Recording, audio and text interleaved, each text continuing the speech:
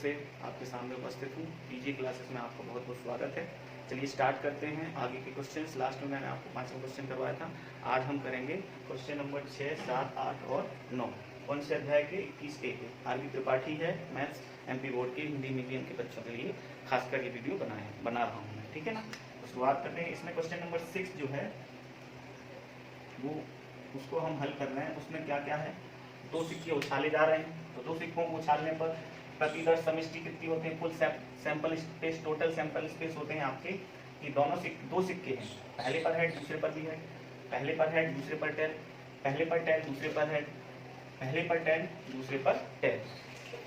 और तो इसके इस प्रकार से ये कुल परिणाम कितने हो रहे हैं इसके? 4, 1 2 3 4। आप देखें तो इसलिए सैंपल स्पेस की नंबर कितनी है? 4, ठीक है। और इसमें दिया गया है क्वेश्चन, आप देखेंगे यहाँ पर आपको दिख रहा होगा स्क्रीन पर कि ई जो है वो कोई पट नहीं होता है, कोई भी पट प्रकट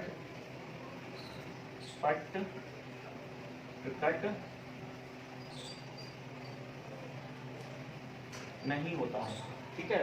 और F क्या है? कोई चित्त प्रकट नहीं होता है। और ये वाली घटना हमें पता करनी है, यानी F पहले घटित हो चुकी है, चित्त प्रकट होने की प्रायिकता पहले हो चुकी है। हमें E जो है ना, E के घटित होने की प्रायिकता हमें ज्ञात करना है। इसका फॉर्मूला क्या होता है? लिखेंगे सूत्र हमारे पास। तो इसके लिए सबसे पहले तो हम शुरुआत करेंगे, तो हमारे लिए इसके कुल परिणाम चाहिए और इसके भी चाहिए। दोनों की प्रायिकता जो पहले से घटित हो चुकी है उसकी प्रायिकता चाहिए, और इन दोनों में जो कॉमन है उसकी भी प्रायिकता चाहिए। तो शुरुआत करते हैं हम। अब यहाँ पर ई घटनाएं कौन कौन सी हैं? आप देखिए, कोई भी पट प्रकट नहीं, मतलब एक भी टेल, पट यानी टेल, ठीक है।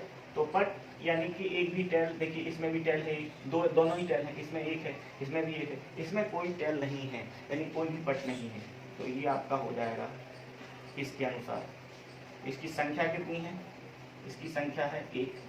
देखिए एक परिणाम है, चारों में से कौन एक परिणाम है? ठीक है, ई घटना का एक परिणाम है। तथा एफ का कितना है? एफ कह रहा है कोई चित्त प्रकट नहीं होता, मतलब कोई भी हेड नहीं। तो कोई भी हेड नहीं, इसमें एक भी हेड नहीं है, तो ये आपका हो जाएगा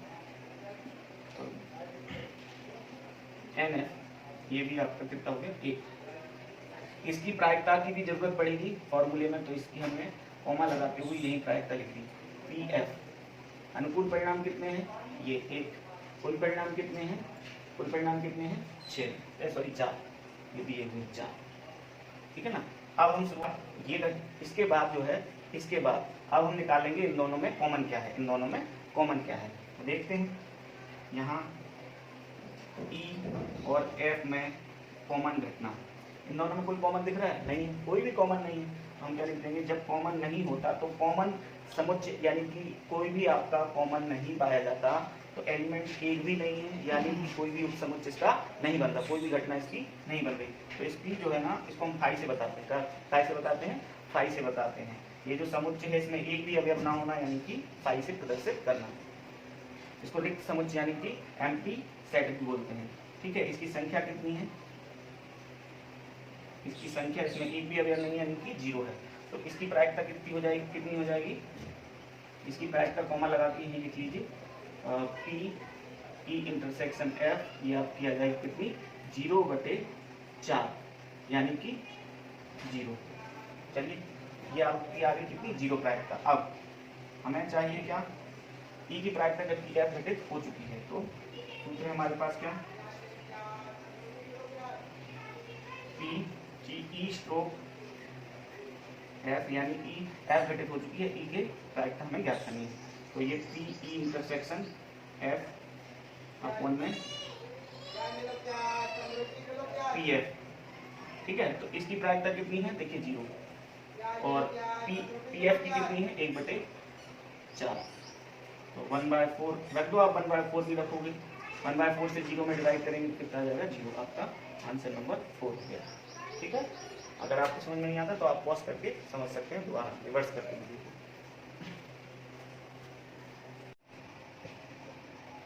देखिए क्वेश्चन नंबर 7 क्या कह रहा है? क्वेश्चन नंबर 7 कह रहा है कि एक सिक्के को उछालने पर यदि चित्त प्रकट हो, एक सिक्का उछाला जा रहा है, उस पर चित्त प्रकट होता है, और यदि उसको पुनः उछाला जाए, किसको? सिक्के को, तो सिक्के को पुनः उछालने पर, मतलब दोबारा उछालने पर, उस पर अगर टेल आता है, वो बोल रहा है टेल आता है, अगर कंडीशन दे रहा है टेल आता है, तो फिर पांसे को उछालो। ठीक है, तो देखिए पहली उछाल में हमें हेड फिक्स रखना है। ठीक है, तो हेड फिक्स रखा। दूसरी उछाल में वो कह रहा है कि दूसरी बार जब उछाला जाता है तो टेल आता है। क्या आता है? टेल। तो टेल आने पर यहां पर हेड, अगर इधर टेल आएगा तो इधर हेड आएगा, और ये दो घटनाएं हो जाएंगी अपनी क्या? सिक्के की दो उछाल में। सिक्के की दो उछाल में बेसिकली होती तो चार है, लेकिन वो बोल रहा है कि पहली बार उछाला जाता है तो हेड आता है। देखो पहली बार, ठीक है। दूसरी बार उछाला जाता है तो टेल, हेड और टेल दोनों आ सकते हैं। पहली उछाल में हेड फिक्स है, दूसरी उछाल में हेड और टेल दोनों आ सकते हैं। यदि टेल आता है तो एक पांसा उछाला जाता है। तो पांसे के साथ क्या परिणाम बनेंगे? टेल के T1, मतलब सिक्के पर टेल तो पांसे पर 1, सिक्के पर टेल तो पांसे पर 2, सिक्के पर टेल के साथ पांसे पर 3, और सिक्के पर टेल के साथ पांसे पर 4, सिक्के पर टेल के साथ पांसे पर 5, सिक्के पर टेल के साथ पांसे पर 6। ये कुल परिणाम बन सकते हैं। ठीक है ना? तो आगे देखते हैं इसमें, ये अपने सैंपल स्पेस है। ठीक है, दोनों पर हेड हो सकता है। देखिए पहली बार तो फिक्स है, लेकिन दूसरी बार जो उछाला जाता है तो हेड और टेल आता है। तो हेड और टेल में से टेल अगर आता है तो अपन एक पांसा उछाल देते हैं। तो इसके कुल परिणाम कितने हो गए? इसकी प्रायिकता अलग अलग निकाली जाएगी। क्यों? क्योंकि देखिए यहाँ पर जो है ना, सिक्के के साथ क्या उछाला जा रहा है? पांसा। सिक्के के साथ पांसा उछाला। तो इन सभी परिणामों की प्रायिकताएं देखते हैं। सभी परिणामों की प्रायिकताएं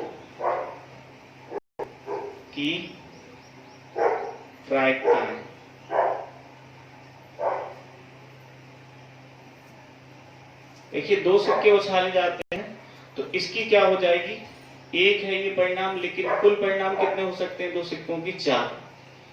एक ये भी है, इसके भी कितने होंगे? 4 कुल परिणाम। तो अनुकूल परिणाम बटे कुल परिणाम अनुकूल 1, और कुल दो सिक्कों की उछाल में 4 परिणाम होते हैं। तो इसकी इन दोनों की 1/4 है। अच्छा, इसकी कितनी है? 1। लेकिन आप देखिए दो पांसे उछाले जाते हैं, सॉरी सिक्के के साथ पांसे। तो सिक्के में क्या होता है? हेड और टेल, हेड और टेल। तो इसके साथ भी 6, 1 2 3 4 5 6, इसके साथ भी 6, 1 2 3 4 5 और 6। तो ये 6 इसके साथ घटित होंगे, 6 इसके साथ घटित होंगे, यानी कि कितने हो गए कुल परिणाम? 12। ये हमारे टेल के साथ दिए गए हैं क्योंकि क्वेश्चन में इसी तरह से दिया है। तो 1/12 इसकी हो जाएगी, 1/12 इसकी भी हो जाएगी, 1/12 इसकी भी हो जाएगी, 1/12 और 1/12। कितने हो गए? 1 2 3 4 5 6, 1 2 3 4 5 और 1/12 सबकी हो गई प्रायिकताएं। ठीक है ना? तो अब सभी घटनाओं की प्रायिकताएं हो चुकी हैं। अब क्वेश्चन क्या कह रहा है? माना क्वेश्चन में दो घटनाएं हैं कि यदि घटना कम से कम एक पट प्रकट होना, घटित होना दिया गया, मतलब ये जो है ना एक पट प्रकट होना पहले से घटित हो चुका है। तो माना ई घटना जो है उसको हम लिख नहीं रहे, ई घटना में कम से कम एक पट होना। तो यहाँ पर कितने पट है हमारे पास? एक T T T T T T और टी। तो ये 5, सॉरी कितने हैं? 1 2 3 4 5 6 7। तो एक तो ये घटना, दूसरी T,1, तीसरी T,2, चौथी T,4, 3, T,4 और T,5। ठीक है, यानी कि कितनी घटना है कुल? NE अपने पास कितनी हो गई? 7। 1 2 3 4 5 6, सॉरी 1 2 3 4 5 6, 6 कैसे 7 होनी चाहिए? 6 नहीं लिखा अपन ने, T के साथ 6। ठीक है, तो ये हो गई टोटल कितनी? सात घटनाएं हो चुकी हैं। अब जो हमारे पास पूरी ये जो इन घटनाओं की प्रायिकताओं का योग क्या हो जाएगा, इस घटना की कुल प्रायिकताओं का योग ई घटना, इनका क्यों निकाला जा रहा है, क्योंकि वहां पर भी प्रायिकताएं सभी दी हैं। तो इन ई घटना की प्रायिकताओं का योग, इनमें अलग अलग इसलिए निकाला जाता है क्योंकि हेड मतलब सिक्का और पांसे दो अलग अलग इवेंट हैं, इसलिए। तो क्या हो जाएगा, इसका कितना हो जाएगा 1/4, इसका 1/12, 1/12, 1/12, 1/12 और प्लस 1/12, यहाँ लिख देते 1/12 और 1/12। इसकी 1/4 क्योंकि हेड है तो दो सिक्कों के 4 परिणाम, तो कुल परिणाम 4 और अनुकूल 1। ठीक है, इसकी 1/12 क्योंकि मैंने अभी बताया था कैसे, यहाँ इसको छोड़ दो, मतलब ये इसकी है तो इसको छोड़ दो, बाकी सभी का टोटल कितना होगा देखिए। इन सब का देखिए 1/12 कितनी बार है, 1 2 3 4 5 6 बार, 6/12 आ जाएगा। अब इन दोनों का एलसीएम लेके अगर करेंगे तो 12, 3 + 6 यानी 9/12, ये हो जाएगी आपकी इसकी प्रायिकता, किसकी, ई घटना के प्रायिकताओं का कुल योग। इसको अपन क्या बोल सकते हैं, पीई भी बोल सकते हैं। ठीक है ना, क्या बोल सकते हैं, पीई, ई घटना की प्रायिकता कितनी हो गई 9/12। अब हम देखते हैं एफ। तो एफ क्या था अपना, एफ कह रहा था दूसरी घटना है एफ। ठीक है, जिसके कह रहा है कि 5 पर 4 से बड़ी संख्या प्रकट होना की सप्रतिबंध प्रायिकता ज्ञात करना, मतलब इसी की अपनी कंडीशनल प्रोबेबिलिटी चाहिए। 5 पर 4 से बड़े अंक, 5 से 4 से बड़े 5 और 6, ये तो हाँ, इसके जो है ना इवेंट क्या बन रहे हैं, इसके मतलब अवयव कितने हैं, T5 और T6 ये हैं। ठीक है, ये दूसरी घटना है। तो इसकी संख्या कितनी बन रही है, इसकी संख्या बन रही है अपनी NF आपकी बन रही है 2। ठीक है, तो इसकी प्रायिकता कितनी हो जाएगी, इसकी प्रायिकता कितनी हो जाएगी PF की 2/12, कितनी हो जाएगी 2/12। ठीक है ना, तो ध्यान दीजिएगा किसके घटित होने की प्रायिकता हमें ज्ञात करनी है। वो कह रहा है कि कम से कम एक पट प्रकट होना का घटित होना दिया गया है, मतलब कि ये तो दिया है और इसकी प्रायिकता हमें ज्ञात करनी है। ठीक है ना, एफ की प्रायिकता हमें ज्ञात।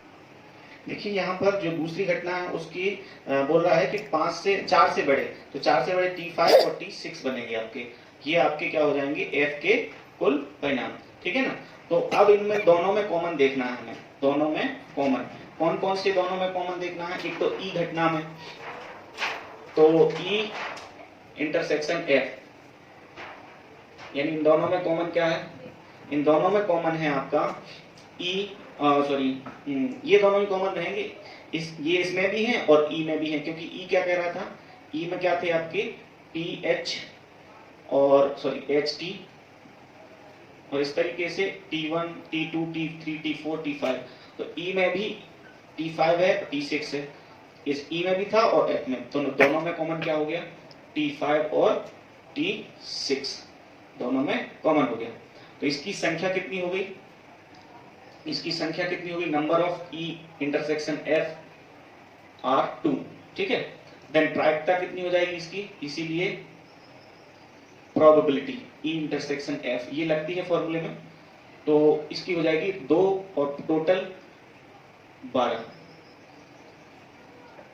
क्यों, अच्छा ये 2/12 क्यों हो रही है, इसके लिए आपको ध्यान से देखिए 2/12 क्योंकि अनुकूल परिणाम कितने हैं 2। ठीक है, और कुल परिणाम ये देखिए सिक्के और पासे में कुल परिणाम कितने थे, अभी मैंने बताए थे 12। ठीक है ना, तो ये हो गया 2/12। अब हमें चाहिए, अब जो है एफ घटना घटित होने की प्रायिकता, मतलब कि जो कह रहा है 4 से बड़े अंक आने की प्रायिकता ज्ञात कीजिए। प्रायिकता ज्ञात करनी है, 4 से बड़े अंक आने की प्रायिकता ज्ञात करनी है, जबकि एक टेल आने की प्रायिकता पहले से दी है। तो एक टेल आने की प्रायिकता ये देखिए, पीई कितनी है, इसका फॉर्मूला क्या है, पीई इंटरसेक्शन एफ अपॉन में पी और नीचे कितना है ई।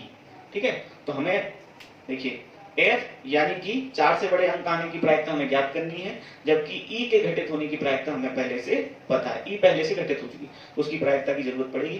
तो देखिए ई इंटरसेक्शन एफ कितना है 2/12 और पी कितना है 9/12, तो 12 से 12 कट गया यानी कि 2/9 आपका आंसर है। ठीक है ना, ये क्वेश्चन नंबर आपका 7 का आंसर है। ठीक है मित्रों, अच्छा करो। क्वेश्चन नंबर 8 है, इसमें क्या बोल रहा है देख रहे हैं आप स्क्रीन पर, एक सिक्के को 2 बार उछाला जाता है, चारों परिणाम समसंभाव्य हैं, मतलब कि चारों के चारों परिणाम इक्वली लाइकली, मतलब चारों परिणामों में से कोई भी आ सकते हैं 2 सिक्के के उछाल पर। अब ई घटना कह रही है, ई घटना चित्त व पट दोनों घटित हुए हैं, चित्त और पट, यानी एक पर चित्त तो दूसरे पर पट। और एफ कह रही है घटना अधिकतम एक पट हो, अधिकतम एक पट। अधिकतम एक पट का मतलब ये होता है कि ज्यादा से ज्यादा एक पट है, उससे कम कितने भी चलेंगे, उससे कम यानी कि 0।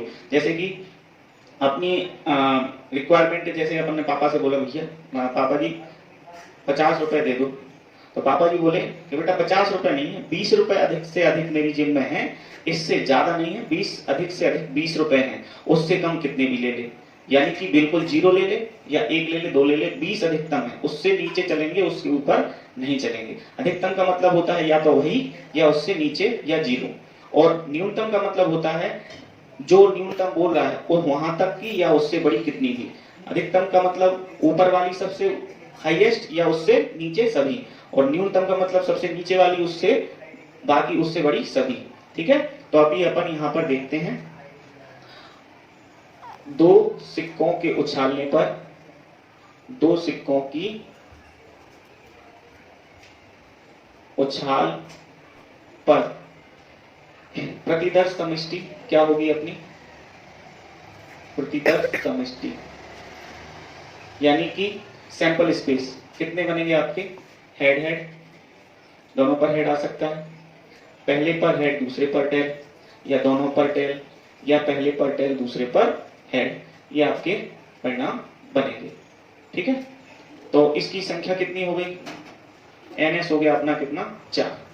ठीक है, कुल परिणाम अपने हो गए 4। अब घटना ई दिया है, ये दिया है इसमें। ठीक है, ई बोल रहा है ई घटना जो है, घटना चित्त व पट, चित्त व पट आना। ठीक है, चित्त व पट आना यह घटित हुए। एफ क्या कह रहा है, एफ घटना है जो कह रही है घटना अधिकतम एक पट आना, घटना अधिकतम एक पट आना। ठीक है, तो इसको देखते हैं अपन, ई में क्या कह रहा है, अब लिखेंगे इसके जो अवयव हैं वो देखते हैं क्या बनेंगे। घटना चित्त व पट आना, घटना के चित्त व पट आना, घटना जो है वो चित्त व पट आने की है, ये घटना क्या है अधिकतम एक पट आने की है। चित्त और पट, हेड और टेल, हेड टेल और हेड टेल, ये 2 है। ठीक है ना, तो इसके क्या हो जाएंगे H, T और T, H। तो इसकी संख्या कितनी बनेगी, यानी नंबर ऑफ E, ये हो जाएंगे आपके कितने 2। ठीक है, फिर इसकी प्रोबेबिलिटी निकालना हो तो निकाल लेना, नहीं तो हमारे पास ये फॉर्मूला था, देखिए जो अपनी कंडीशनल प्रोबेबिलिटी होती है वो थी E/F, E/F। ठीक है, इसकी थी N, E intersection F upon में NF। तो कभी ये लगा सकते हैं, कभी ये भी लगा सकते हैं, तो हमने अभी तक ये लगाते आए। ज्यादातर क्या होते हैं, जब उल्टे सीधे सवाल आ जाते हैं तो ये जरूरी हो जाता है, जैसे कि इससे पहले वाला जो क्वेश्चन था उसमें ये जरूरी था, अब हम इससे भी काम चला सकते हैं। ठीक है ना, क्योंकि ये जरूरी क्यों था, क्योंकि उसमें अलग अलग प्रोबेबिलिटी दी थी, पहले ही प्रायिकता निकाली थी, इसलिए P आना जरूरी था। अब यहाँ पर तो अभी N निकल रहे हैं, तो हम N से काम चलाएंगे। देखिए अच्छा, F क्या है, एफ कह रहा है कि एक घटना जो है उसमें अधिकतम एक पट आ सकता है और कम से कम बिल्कुल नहीं। अधिकतम एक पट, तो अधिकतम एक पट यानी कि टी अधिकतम एक से ज्यादा मतलब ये तो 2 होगा, ये नहीं चलेगा, इसको आउट कर दो, ये नहीं चलेगा। अधिकतम एक पट या इसमें बिल्कुल भी नहीं, तो ये तो चल जाएंगे। अधिकतम एक, उससे कम बिल्कुल नहीं चलेगा। अधिकतम एक पट का मतलब होता है कि एक पट होना, अधिकतम अधिक से अधिक एक पट हो सकता है, उससे कम सभी चलेंगे, ठीक है। तो उससे कम बिल्कुल पट नहीं, तो इसकी संख्या कितनी हो जाएगी, NF कितना हो गया आपका 3, ठीक है। अब क्वेश्चन में कह रहा है कि PE और PF, अच्छा PE भी निकालना है तो यही निकाल लेते हैं, तो यहां पर कॉमा लगाएंगे, इसलिए PE कितनी हो जाएगी, NE बटे में NE लिख दो। अनुकूल परिणाम कितने हैं इसके, 2, कुल परिणाम कितने हैं इसके NS यानी कि 4, 2/4, 2 एकम 2, 2 दूनी 4 यानी 1/2, ठीक है ना, 1/2, एक तो ये आ गई, ठीक है। अब PF देख लेते हैं, यहाँ संख्या हमारे पास है PF यानी कि F के घटित होने की प्रायिकता। F के अनुकूल परिणाम है 3, कुल परिणाम है 4, 3/4 इसकी हो गई। अब हमें ये भी पूछा गया है कि E स्ट्रोक B यानी कि प्रायिकता E की जबकि F घटित हो चुका है, इसकी भी चाहिए। तो इसका फॉर्मूला क्या बनेगा, इसका फॉर्मूला n से, हम E से भी निकाल सकते हैं, n से भी निकाल सकते हैं। देखो n से निकाल के बताऊं, E इंटरसेक्शन F अपॉन में n F। तो देखिए आप इंटरसेक्शन कितना दिया है, अच्छा इंटरसेक्शन नहीं निकाल पाए तो इंटरसेक्शन निकाल लेते हैं, पहले इसको मिटा देता हूं। इन दोनों में कौन 2 घटना है, एक तो ये E और F में कॉमन क्या है, इनमें कॉमन क्या है, E इंटरसेक्शन F जो है उन दोनों में कॉमन कितना है, आप देखें ये दोनों कॉमन है, H, T और T, H, यानी इनकी संख्या कितनी है, E इंटरसेक्शन F की संख्या है आपकी 2, ठीक है। तो अगर आप प्रायिकता निकालना चाहें तो अपन प्रायिकता निकाल सकते हैं, लेकिन हम संख्या से निकाल के देख रहे हैं इस बार। तो यहाँ हमें चाहिए क्या है, P, E इंटरसेक्शन F वो मांग रहा है, ठीक है। वो ये भी चाहिए कि PE, तो PE निकाल चुके, PF भी बोल रहा था वो भी निकाल चुके। पहला आंसर ये हो गया, दूसरा आंसर ये हो गया, अब तीसरा आंसर हम निकालने जा रहे हैं, तीसरा ये पूछ रहा है। तो इसकी प्रोबेबिलिटी को हम नंबर से निकाल रहे हैं, NE इंटरसेक्शन F अपॉन में NF। आप देख रहे होंगे अभी जितने भी क्वेश्चन किए हमारा डिनोमिनेटर से डिनोमिनेटर कट जाता था तो N ही बचती थी, ठीक है ना। तो N कितनी है इसकी 2 और NF कितना है, मतलब कि F का है आपका 3, तो ये तीसरा आंसर आ चुका है, ठीक है। अब चाहिए हमें E स्ट्रोक F हो गया, अब चाहिए हमें F stroke E, F stroke E यानी कि NE इंटरसेक्शन F, दोनों में लगता है इंटरसेक्शन, अपॉन में नीचे क्या है E, तो नीचे E के अनुकूल परिणाम, इसके क्या है, इसके 2 हैं। E के अनुकूल परिणाम कितने हैं, E के 2 हैं, तो इसके घटित होने की प्रायिकता कितनी हो गई 1। ये आपका चौथा आंसर, ठीक है। तो पहला आंसर ये हो गया PE, दूसरा ये हो गया और तीसरा आपका PE स्ट्रोक F, और मतलब F घटित हो चुकी E के घटित होने की प्रायिकता, और यहाँ पर E घटित हो चुकी है, F के घटित होने की प्रायिकता कितनी आ गई, 4 आपके आंसर आ चुके हैं। चलिए इसके बाद अभी देखिए क्वेश्चन नंबर 9 जो है वो कह रहा है, एक चित्र है मतलब फोटो, एक फोटो में माता पिता और पुत्र, मतलब कि मदर फादर एंड उनका सन, 3 लोग हैं, मदर फादर और सन, ठीक है। मदर को M से, फादर को F से और सन को S से शो कर दिया यहाँ पर। तो फोटो मतलब कि एक चित्र में ये ऑर्डर होगा, तो अब 2 कोने हो गए, ये लेफ्ट वाला ये राइट वाला।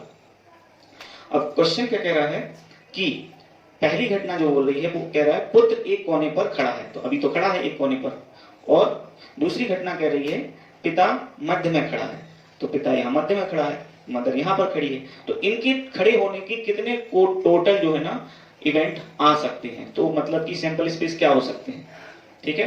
तो हम क्या लिखते हैं, पारिवारिक चित्र में, पारिवारिक चित्र मतलब फैमिली फोटो, पारिवारिक चित्र में माता M, ठीक है, पिता F और पुत्र S के खड़े होने के कुल परिणाम, खड़े होने के कुल परिणाम यानी कि S क्या हो सकते हैं कि मदर, पहले नंबर पर फादर और सन, ठीक है, पहले नंबर पर मदर हो गई, अब सन को खिसकाते जाओ, M S F, फिर ये हो जाएगा आपका, यहां पर सन आ जाएगा S N F। मदर का ऑर्डर अभी बदला नहीं है, देखिए 3 हो गए, S तीनों स्थान पर आ गया, पहले पर, दूसरे पर, तीसरे पर, और M पहले पर है, दूसरे पर है। अब M को तीसरे पर कर दें, तो M को तीसरे पर करेंगे S F और M, ये M तीसरे पर हो गया, M की तीनों पोजीशन हो गए, फर्स्ट, ठीक है। अब S के तीनों पोजीशन हो गए, अब चाहिए F के 3 पोजीशन, F का बीच में, F का लास्ट में, अब F का मिडिल, मतलब हमें चाहिए F का स्टार्टिंग में, तो F M S और F S M, ठीक है। मतलब पहले हमने क्या किया, S के 3 पोजीशन किए, S जो है ना लास्ट में, मिडिल में, फिर फर्स्ट नंबर पर, फिर S के फर्स्ट नंबर के साथ हमने मदर को, अब देखिए मदर में यहाँ पर दूसरे नंबर पर है, मदर यहाँ पर तीसरे नंबर पर हो गई, ठीक है। और मदर के मतलब कुल मिला के एक जन 2 के साथ 2 बार आएगा, देखिए मिडिल में मदर, सन इस साइड, फादर उस साइड, मिडिल में मदर, फादर इस साइड, सन उस साइड, मिडिल में फादर, मदर इस साइड, सन उस साइड, मिडिल में फादर कहाँ है जी, मिडिल में फादर, सन इस साइड, मदर उस साइड, यहाँ पर मिडिल में सन, मदर इस साइड, फादर उस साइड, यहाँ पर मिडिल में सन, फादर इस साइड, मदर उस साइड, मतलब कि तीनों लोगों के 2-2 कॉम्बिनेशन बन सकते हैं एक पोजीशन से, एक पोजीशन से 2 कॉम्बिनेशन, एक पोजीशन से 2 कॉम्बिनेशन, एक पोजीशन से 2 कॉम्बिनेशन अदर के साथ, ठीक है ना। तो कुल इसके NS कितने हो गए, 6, NS हो गए 6। अब E क्या कह रहा है, यहां दिया है, E क्या दिया है, E दिया है आपका, डायरेक्ट लिख रहा हूं मैं, उसमें पुत्र एक कोने पर खड़ा है, पुत्र एक कोने पर, तो पुत्र के एक ये है और एक ये है और एक ये है और एक ये है, कोना मतलब चाहे लेफ्ट वाला चाहे राइट वाला, तो पुत्र एक कोने पर, यानी MFS और SMF, लास्ट के देख लेते हैं पहले, ये है FMS और SFM और SMF, ठीक है। तो इसकी संख्या कितनी हो गई, NE हो गई 1 2 3 4 हो गई, ठीक है। अब दूसरी घटना क्या कह रही है, तथा F कह रहा है कि पिता मध्य में है, खड़े, तो पिता मध्य में है, तो फादर अगर बीच में है तो इसके 2 परिणाम हो सकते हैं, फादर के 1 2, तो MFS और SFM, यानी कि NF कितना हो गया आपके 2, इन दोनों में कॉमन यानी कि इंटरसेक्शन, और देख लेते हैं E इंटरसेक्शन F, इसके परिणाम क्या बनते हैं, देखिए इसके इवेंट क्या क्या है, देखिए MFS है, SFM भी है, तो इन दोनों में कॉमन यही दोनों MFS और SFM, यानी कि इनकी संख्या क्या हो गई, इनकी संख्या हो गई 2, ठीक है।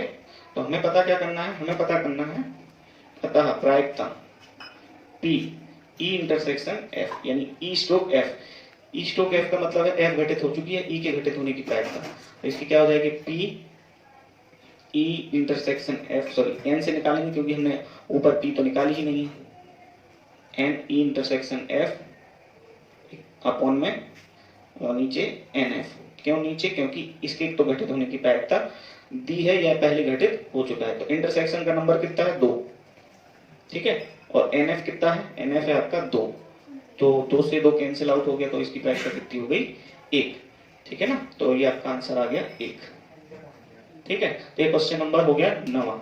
देखिए, अगर आपको वीडियो अच्छे लग रहे हैं तो वीडियो को लाइक करें, सब्सक्राइब करें और शेयर भी करें अपने दोस्तों के साथ। और ध्यान रखें, देखिए अगर आप लाइक करेंगे, अगर कोई समझ में नहीं आ रहा है तो आप कमेंट बॉक्स में कमेंट कर दीजिए, मैं उसको और अच्छे से समझा दूंगा। लेकिन लाइक, शेयर और सब्सक्राइब जरूर करें। अगर लाइक करेंगे तो मुझे और भी आगे वीडियो बनाने में मजा आएगा और कॉन्फिडेंस भी मिलेगा। ठीक है, तो स्वस्थ रहिए, घर पर ही रहिए, अपने दोस्तों का और अपने फैमिली वालों का ख्याल रखिए। Thank you very much. जय हिंद।